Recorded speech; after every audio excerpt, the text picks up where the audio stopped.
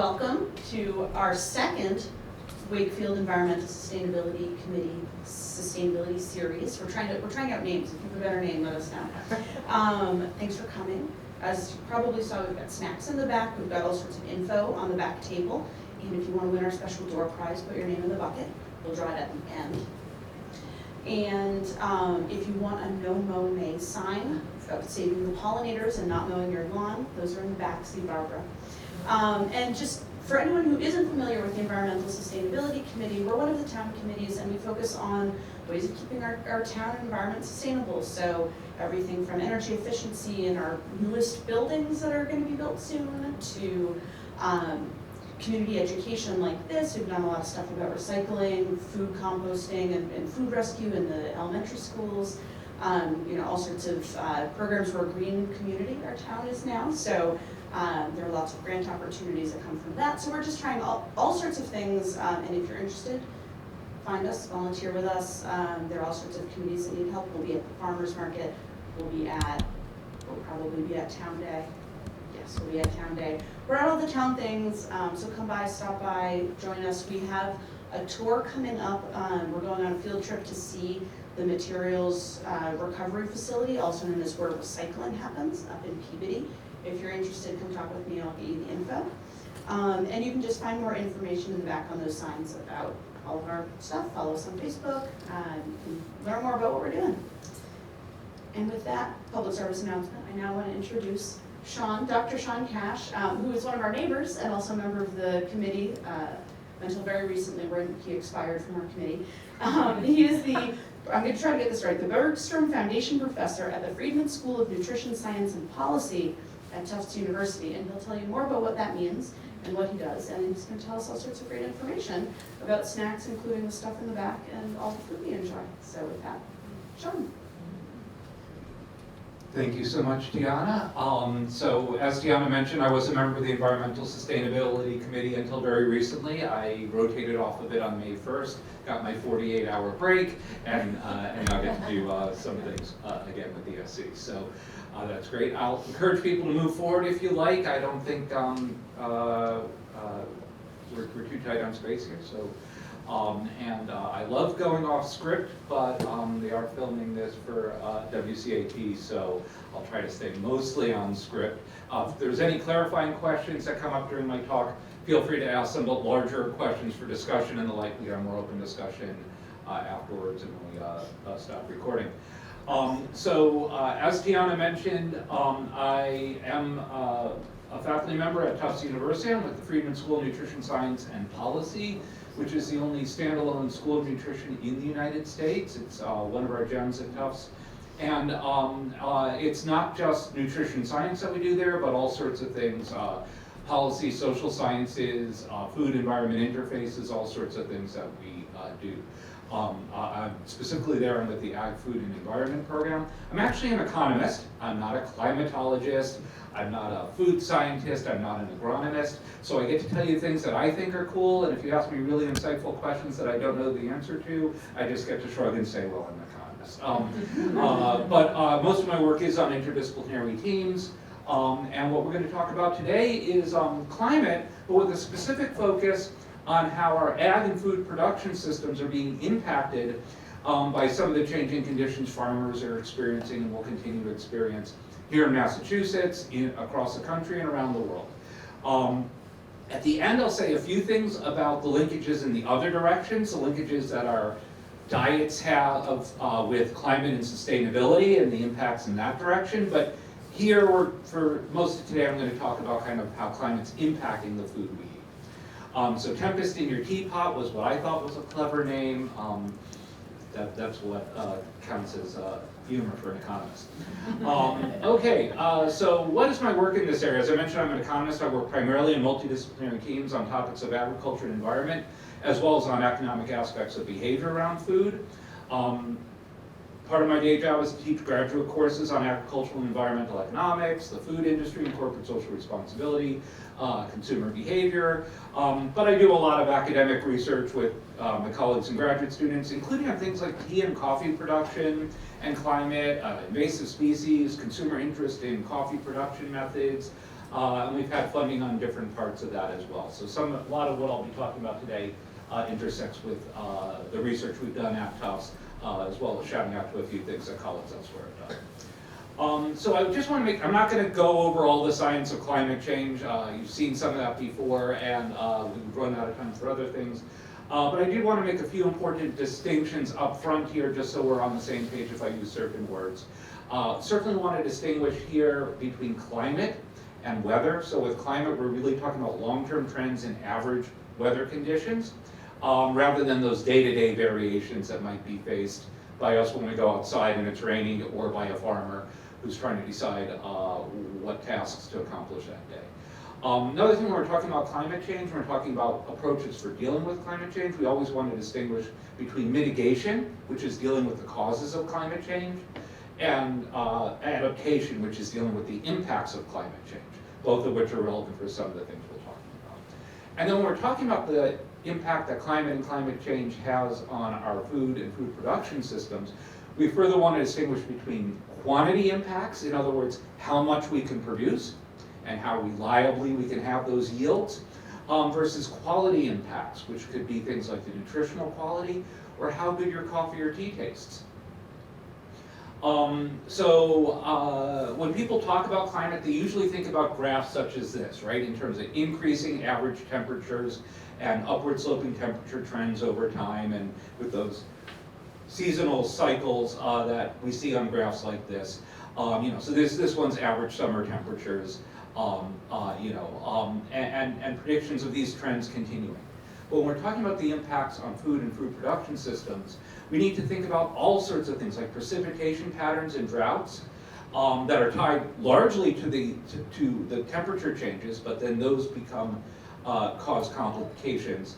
In many places we see average annual rainfall not changing very much, but the timing of when that rainfall comes changing drastically. The difference in whether rain comes in the mountains in California in the winter and lands as snowpack and then runs off in the spring, which is what farmers like, versus having big storm events where some of that water might not be captured in natural or human-built systems, is huge in terms of the life of a farmer and what she can grow. We're also interested in things like ambient carbon dioxide concentrations. One of the major causes of these temperature changes also has a direct impact on the growth of plants. Basically, depending on the analogy you prefer, carbon dioxide is either like sugar or like crack for a lot of plants. It grows fast, but it's not good quality energy, right? It's not good quality nourishment for those things. So you end up with things like dilution effects of nutrients and other things we might care about in crops. Changing pest pressures with changing precipitation and changing temperatures, we see different patterns of pests moving to areas where they weren't before, or desirable beneficial species leaving areas where they had previously been before. So throughout human history, farmers have had to adapt to changing conditions. But this is happening very quickly right now, and because we do things at such large scale, the scale of the adaptation, there's one of my keywords, that we're going to have to undertake is also greater. So our current food systems will look different in the next 10, 25, 50, and 100 years, just as it's changed dramatically over the last century. So one important thing to note when we talk about this as well, and there's going to be a lot of doom and gloom stories I talk about today, more than the happy stories, but there are both challenges and opportunities. To put it another way, there are going to be winners and losers from climate change. This study is a little bit dated, it's from 2007, but it's a really nice visualization of this idea here. So this is just kind of average agricultural output across all sorts of crops, a fairly large scale study. But you see the warmer colors here are those areas where there's predicted to be losses overall in agricultural output. And the greens and grayish greens are areas where there's actually predicted to be overall gains in output. So overall, there are mostly challenges, and if we think globally, there are a lot of things that look concerning, but we need to also keep in mind that there are localized patterns where some things will actually be more favorable for crops that are important for feeding us or for high-value crops for farmers. But also in terms of the distribution of this, you also see that many countries that already are lower income countries are the countries where many of these losses are predicted to happen. And maybe we can come back in Q&A and talk a little bit more about some of these distributional effects and what that might also mean for trade patterns. This is just a variation, or along the lines of what I just mentioned. This is looking at, again, some heat maps, not actual heat, but areas of relative increase or decrease, with, in this one, the blue colors meaning areas where there might be increases, the red colors being areas where there might be decreases, but just broken down by 4 main crops. And if you're wondering why these 4 main crops, this is from a paper by David Lobel and my friend Wolfram Schlenker and colleagues. These 4 crops collectively account for more than half of the calories that we as a species take in worldwide. So these 4 crops tell you a lot, actually. And so again, you see many parts of the world where corn, rice, wheat, soy, where we expect those overall yields to go down. This is on a country-by-country basis.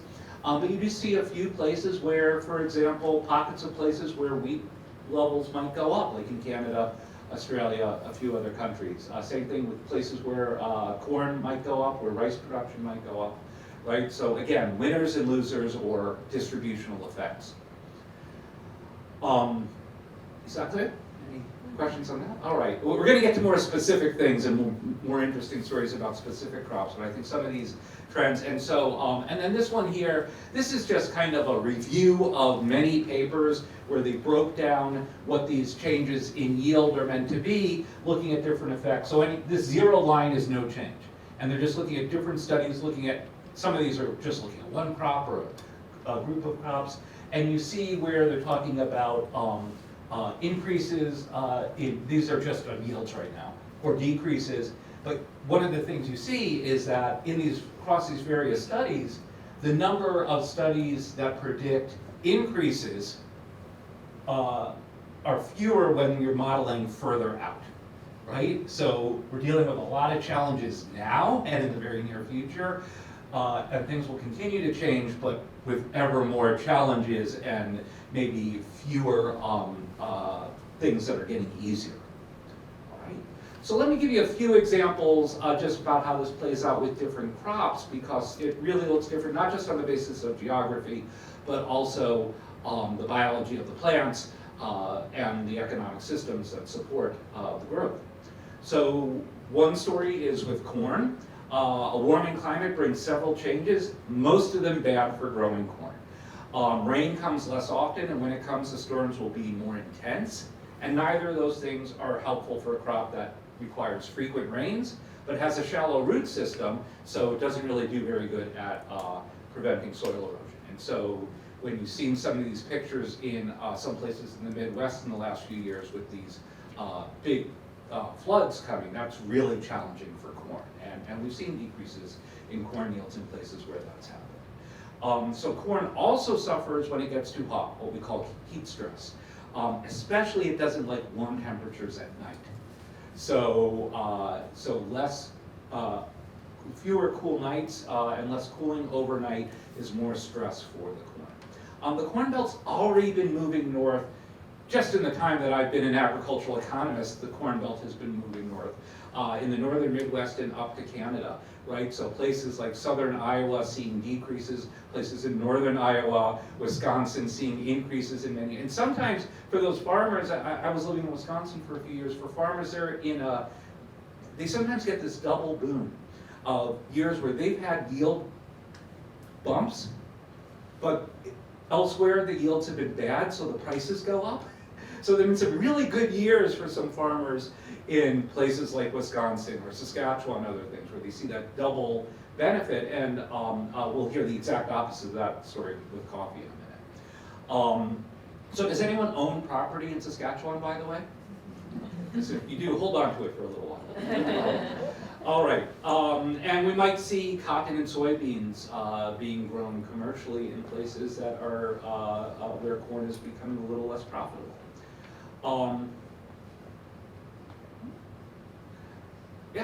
Wheat. So wheat is very subject to heat stress, especially in India, which grows a lot of wheat, and so India is likely to see a large drop in wheat production due to this heat stress, possibly 8 to 10% on that order of magnitude, associated with an average global temperature rise of 1 degree Celsius.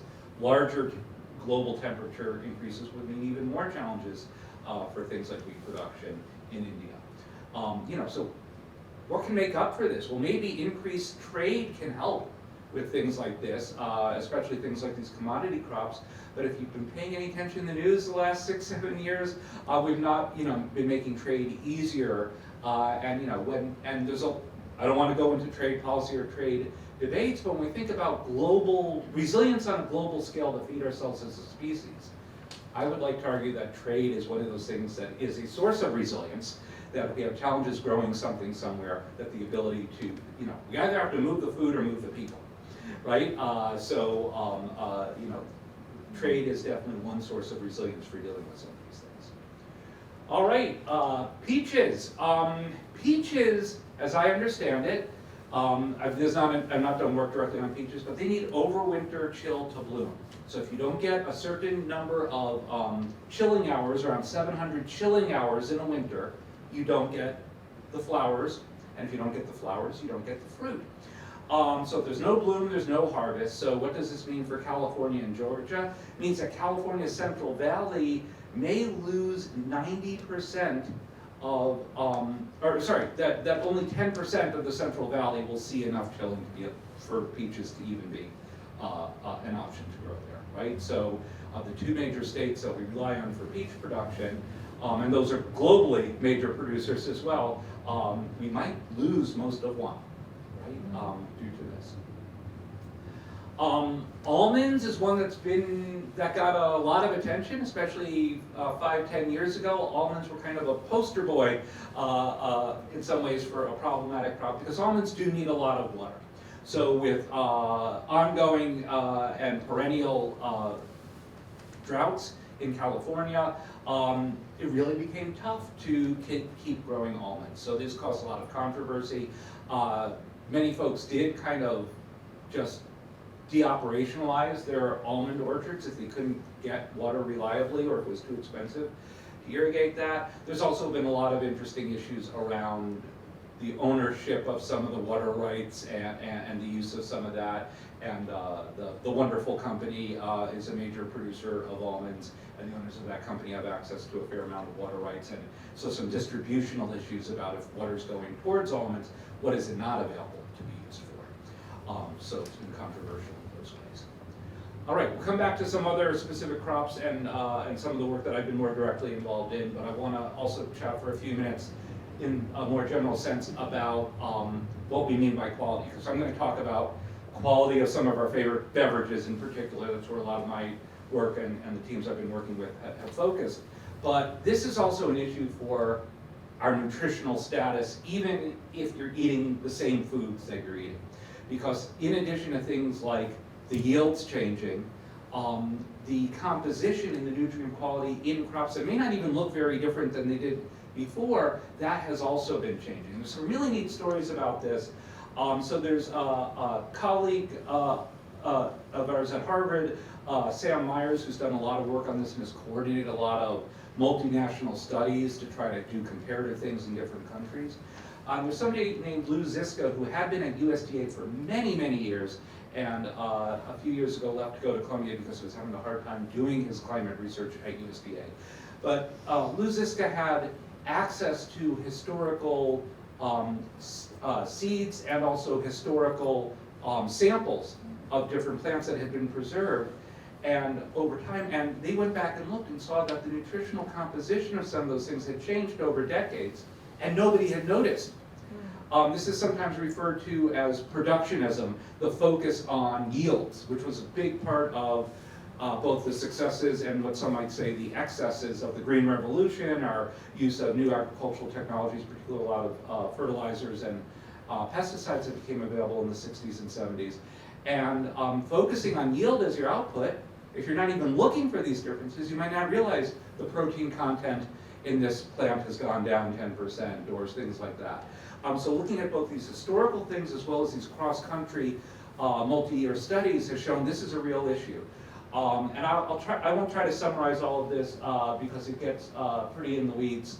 That's not a pun. Pretty quickly, but this does. When you look at these maps, these heat maps of where some of the changes are, changes in lowering iron content or lowering B12, zinc deficiencies, etc. Again, a lot of these negative changes in the composition of important crops are happening in places that are already dealing with a lot of health challenges, and these nutritional quality changes in some key staples don't make it any easier to try to guarantee good health for your population.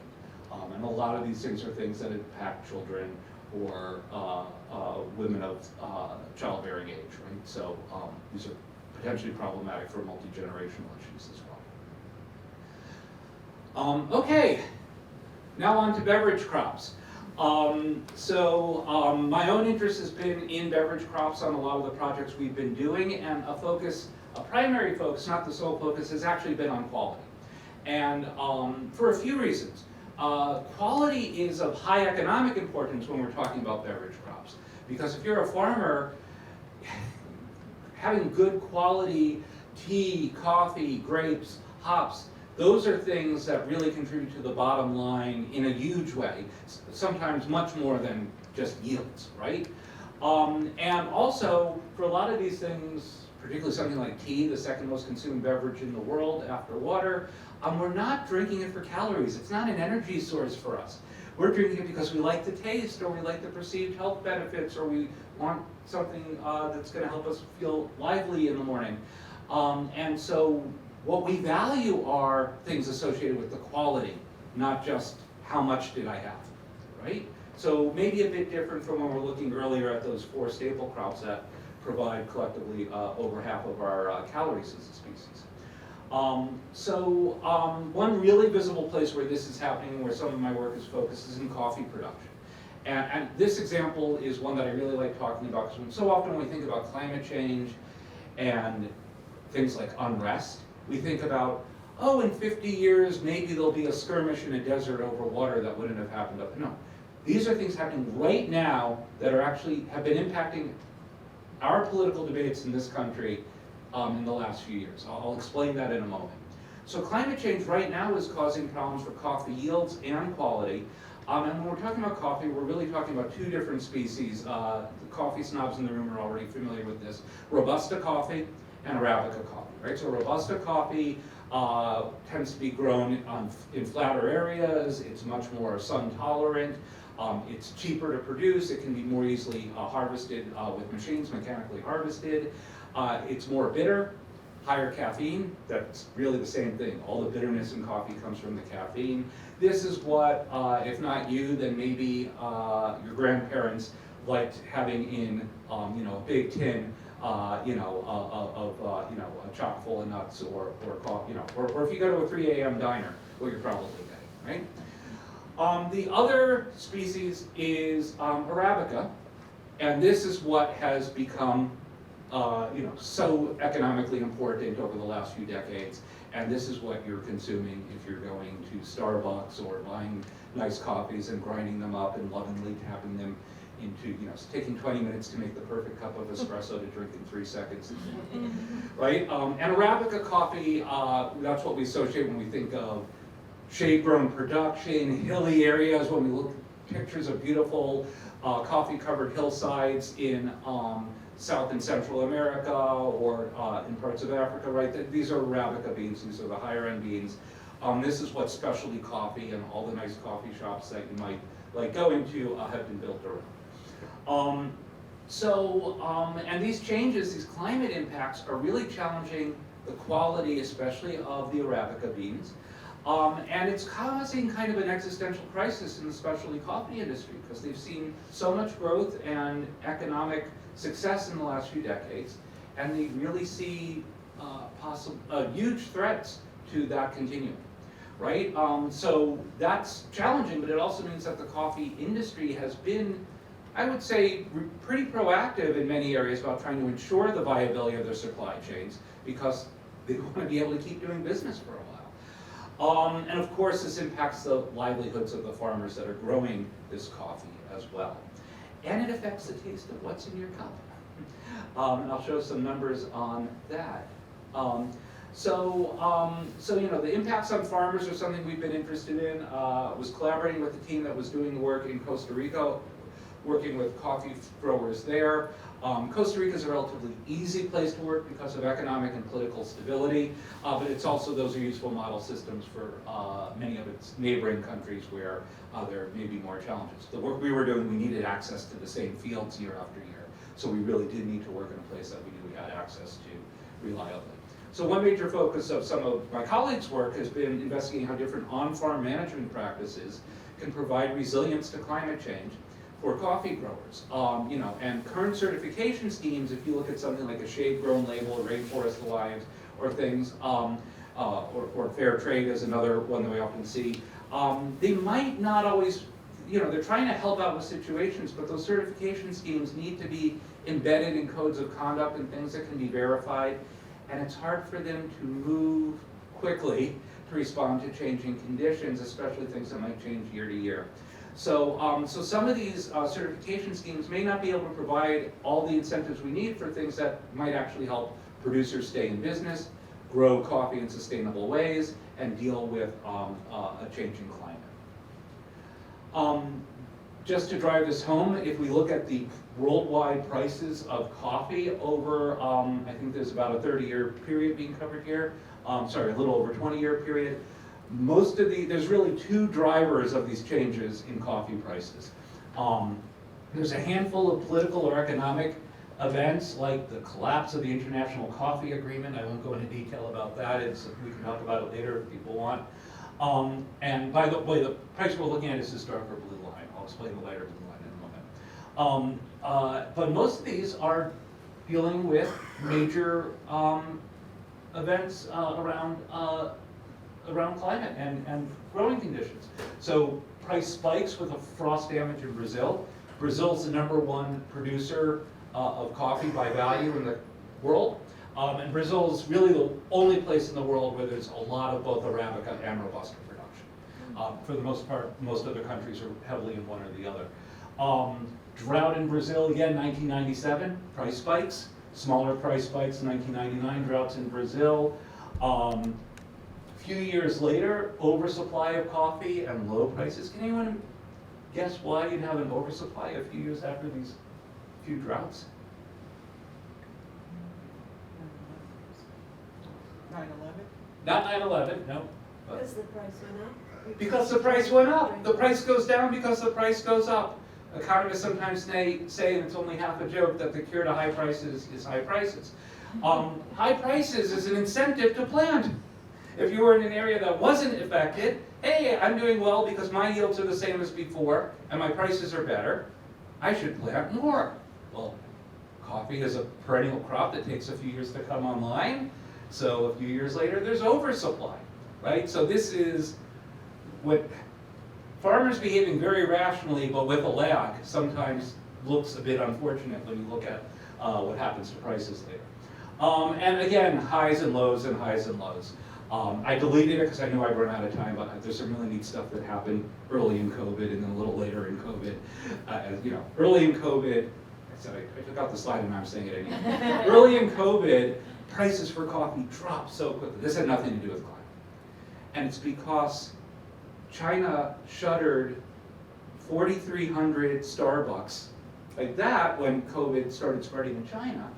And in China, the market for coffee is really driven by retail brewed coffee. People don't, well, there's been huge growth in coffee, but most people aren't brewing it at home. So that shut off most of the consumption of coffee in China. And that really impacted world markets, this major market for coffee. Nobody was buying coffee. And then a few months later, when you have lockdowns in other countries that had more of a brew-at-home culture, an opposite thing was going on. Maybe some of you, well, I'm stuck at home, I might as well buy more coffee and nice coffee, and I'll sit at home over-caffeinated for the next few months. So you see these things, but a lot of these are due to climate. And I have other graphs for other crops and other and resource commodities as well. We trace out these things. Historical events and climate events often drive these drops and peaks in prices. The light blue line. This is the fair trade price, right? Because the way fair trade works, and fair trade has a few variations, there's actually a few different certification schemes around it. Basically, it guarantees a minimum floor price when prices are low, and then a premium. It used to be 5 cents a pound, now it's 10 cents a pound above the world price when prices are higher, right? So that's what that light blue line is, showing where the fair trade price was during these various ups and downs over that period. All right, so what are the challenges that that climate is posing for coffee as we see climate change increase? So this is sometimes called the coffee belt or the bean belt. So really all the coffee production in the world is in the tropics.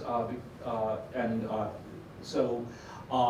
we just see some, and it plays out differently in different places though. So Mexico and Central America, challenges from coffee rust, I'll explain more of that in a moment. Crop damage that's already been happening and in the hundreds of millions of dollars just in one outbreak of coffee rust. Lots of people dependent on coffee, and in some countries it's the major export crop.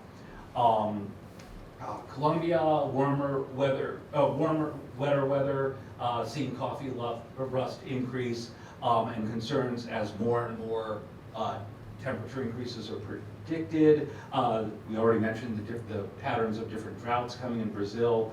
In Tanzania, again, warmer and wetter weather causing some of the same problems. Here, different pest of concern, the coffee berry borer, which is a small insect which destroys the beans, and some fairly credible predictions. All these things are modeling based, but that by the middle of the century, that a lot of the commercial production may not be viable anymore. So major changes in Ethiopia as well. Vietnam, climate warmer and drier, seasons becoming more extreme, predicting losses there. Vietnamese production is pretty much all Robusta production though. And that's actually production that didn't exist a few decades ago. And Vietnam was encouraged by World Bank and other international lenders to move into coffee, saying, oh, conditions would be really good for growing Robusta coffee here. Fairly successful within Vietnam, but one of the things that drove the collapse of the international coffee agreements back in the 80s was when Vietnamese production really took off and changed the markets worldwide. So again, interconnected global markets for this, and challenges all around the coffee production areas, but different challenges in different places. And changes to the taste of what we might be drinking. So my team reviewed the scientific literature on environmental factors as well as different management approaches that have been shown in different studies to influence differences in coffee quality. And long story short, most of the things that we like in coffee are being challenged when it comes to this quality aspect as well. Light exposure negatively affects coffee quality, so fewer cover crops, things like that are problematic. Farmers might be able to plant more canopy crops, but that requires having the land, and when you hear a bit more about one of the main adaptation strategies, you'll see why that can be challenging. Droughts and extreme temperatures make it harder to grow the coffee, as well as harder maybe to grow some of these cover crops that might help us deal with other problems. A big issue, as I alluded to earlier, is with different pests. So I mentioned the coffee borer, but coffee rust is a fungal blight that's been around for a long time, and it affects coffee, affects the leaves of the plant first. And and this really affects the high-end beans, our Arabica beans. So when we think of those really pretty hillsides, this is where those problems are happening. It's happening right now. So in Central and South America coffee production, what you have to deal with here with coffee rust only can survive. This fungal blight can only thrive in a fairly narrow temperature range of 18 to 23 degrees Celsius, so 9 degrees Fahrenheit. That's, warmer than that, no coffee rust. Colder than that, no coffee rust. The problem is that the ideal places for growing coffee for other reasons, in terms of soil and altitude and things, are right where this band of temperature is relevant. So if you look in 1996 in Guatemala, you did not observe coffee rust above 800 meters above sea level. right? So about half a, yeah, 800 meters above sea level. And so 20 years later, coffee rust common at 1,200 meters above sea level, and observed even as high as 1,600 meters, about a mile above sea level. All right, so what's the relevance of this? The main management strategy, or sorry, adaptation strategy for dealing with coffee rust was to go up the hillside. Literally, take your plants further up, take some of the plants out at lower altitudes, move them up further. But that has exactly the challenges you would think, right? Because if you go up a hill, you have less land to work with, steeper slopes. These are all hand harvested, so harder to harvest, harder to care for your crops, harder, you might need new roads, harder to build a road or maintain a road, but it was an effective strategy. But that strategy is ceasing to be effective because you're running out of mountain to go up with this, okay? So this has been a change in just 20 years, all right? So here's where you're gonna get one of the punchlines I promised you earlier, which is how this is impacting things we have argued about very vociferously in just the last few years, which is immigration, particularly immigration at the southern border. And I'm not gonna comment on any of the politics or how we should manage our borders or anything like that. But in 2014, there were a little over 80,000 migrants intercepted at the US border who came from Guatemala originally. By 2019, that had almost tripled to 211,000. And 2019 was the height of our arguing over conditions at the border and the caravan, the word caravan appearing in the news over and over, right? And this, and all the nasty debates we had, and heart-wrenching images at the border. In 2019, Guatemala was the single largest source of migrants coming to the southern border. This is a story very much about coffee and climate. Okay, so yes, political unrest in Guatemala, unsafe conditions, economic challenges in the cities, but these were internal migrants many times initially within Guatemala, leaving the farms that were no longer viable, because around this time in the late 20-teens, Guatemalan coffee farmers were being hit by a double whammy of poor yields due to a lot of coffee rust and low prices due to high yields elsewhere in the world. So if your coffee yields are down and your prices are down, you can't make a living, right? So what do you do when you're, so first you might cut back on voluntary inputs like fertilizer and other things. Then you start cutting back on other things, household, etc. At some point, you can't make a living, right? And so folks abandoning coffee farms, looking for other economic opportunities elsewhere, not finding them in the cities, and that resulting in Guatemala going from being a fairly modest source of migrants at the US border to the single largest source in 2019.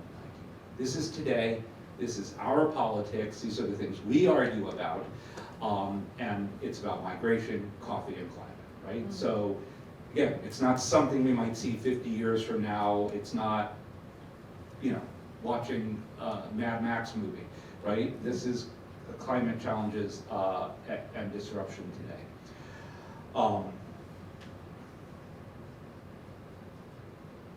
There are similar stories, by the way, I could tell about unrest with tea production in Assam in particular, and to a lesser degree in Kenya. We'll talk a little bit about tea right now. So tea is another place we've been working, and here I think we've got some fun results to share about kind of the taste of tea and some other things.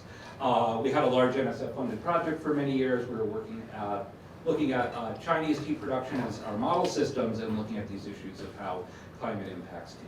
And this was a lot of fun because we were working with, I was an economist, we had people interviewing farmers, we had people doing chemical analysis on the tea, doing a lot of sensory work with the tea, right? So, and working with the Tea Research Institute, that's part of the Chinese Academy of Agricultural Sciences as well. So tea, just to make sure we're all in the same cup with this, it's an evergrown bush, grown in tropical and subtropical regions. Camellia sinensis, it's all one species, so all the things we think of as varieties of tea are really ways of treating tea after you picked it, right? So green tea is the least oxidized, the least treated. Oolong tea is a medium oxidization with that curling, twisting of the leaves if you like oolong teas. A black tea is the most oxidized, and pu'er teas, if you have those with those very earthy flavors, are oxidized and at least partially fermented, right? So all these different things are different production approaches. In most parts of the world, tea is hand plucked largely by women and children. Increasing use of machines, but it's still hard to machine harvest the most valuable and most prized teas. Machine harvesting of tea is often associated with things that we might grind up, add a lot of sugar to, and make instant iced tea powder out of, right? But not so much high-end teas that we might buy in a tea shop or that are prized parts of the culture in many countries. There are a lot of potential health benefits of tea as well. About a third of the weight of tea leaf is composed of flavonoids, and flavonoids have all sorts of desirable health properties. And when you think that tea is a non-caloric beverage, it really makes it something that people prize in a lot of ways. People often like the way that tea makes them feel in terms of mood, as well as the culture of how we consume tea in a lot of places. And I've got a colleague at Tufts who could talk your ear off about all the potential health benefits of tea. I'll skip over this just to picture some of the production areas we were looking at and some of our photos from some of our field work. So in some of the studies we're doing, and this is to give an example of how it's not just all about temperature or about how temperature invites different pests in different places. A lot of the story around tea and tea quality is about when the rains come. So when you're dealing with some of the major tea producing countries like China or the Assam region in India, monsoons are part of this, these large rain systems that come in after the early spring. And so what's often called spring tea, or things that you heard like first flush or things like that, that means before the monsoons came. And when we were doing a combination of econometric modeling of yields combined with climate information, working with a climatologist, we found that the monsoon season was lengthening across the tea growing regions in China, and that was associated with reductions in yield. But when we chatted with farmers in other parts of our work, they were reporting lengthening monsoon seasons, and they don't like it because basically when the monsoons come, the quality of the tea just drops quickly. The prize teas that they get a lot of money for, farmers who know that they have good tea, and they're selling it into these very complicated and long-established networks of basically the tea buyers in China has a lot of power as experts. They're kind of the arbiters of what the best tea is. If you know you're growing high-end tea, you know your window for that closes when the monsoons come. When the monsoons come, the quality drops, but the tea starts growing much faster. So very much a dilution effect there. So if the monsoons come sooner, your window for the highest value tea is shortening. And when we did chemical analyses using some really cool things that I don't understand much, but a colleague of mine in the chemistry department told me quite a bit about, that I forgot most of it. But basically these chemical analyses reveal significant differences in the secondary metabolites and volatile profiles. The secondary metabolites are associated with some of the flavor profiles we like and many of the health benefits. And the volatile profiles, all those, the aromas and other things, that's really related to that. So we can measure those differences chemically with analytical chemical tools, and we can taste those differences when we train sensory panels. I already said all of that. This is just an example of the type of thing you get from a trained sensory panel. So you give folks the teas from the same plants, just harvested before the monsoon and afterwards. And you see the ones in red are what we would call statistically significant differences, that we're confident the differences aren't due to chance. The pre-monsoon teas score higher for balance, higher for what's called gong, which is this, a subtle sweetness. That's a sweetness that, associated with the aroma rather than with sugars. Lower bitterness. And then after the monsoon, those desirable qualities go down. The flavors total intensity goes up, but it's considered less desirable, and some of the prized subtle flavors have really reduced after that. So happy to share that image with others later, or there's some papers we had out of that. And then there's just a graph showing over a 10-year period, what I was saying earlier, that really, that what happens to the price for these teas, for many of these farmers once the monsoon comes. So, in a bad year, the prices are close together all the time, but in good years, the prices for the pre-monsoon teas can really be much, much higher. Similar to what I mentioned earlier, we did some work reviewing the environmental factors impacting tea, and again here, it really suggested that as we look forward, the types of things we're associating with longer-term climate change are the things that are driving mostly problems with tea, not as universally as with coffee, but mostly problems. Particularly seasonality and water stress being some of the things that we're most worried about with tea. And I'll skip that because I want to get to wine, and I want to wrap up in the next few minutes as well. I'm not a wine expert and I haven't worked directly on wine, but wine's another thing that we hear quite a bit about. There's all sorts of climate challenges associated with wine. In California, the wildfires, which are very much associated with changing climate, the increased variability of rainfall, droughts, increased temperatures, all those create more problematic conditions for wildfires. And then the smoke from the wildfires has directly impacted the quality of a lot of wine grapes in California. If we think about Europe instead,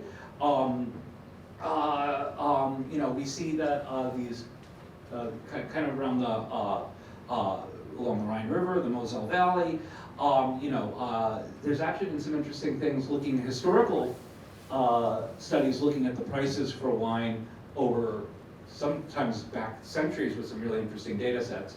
But we also see these changing minimum temperatures in these tea growing regions. So this, over the last 60 years and predictions for the next 90 years.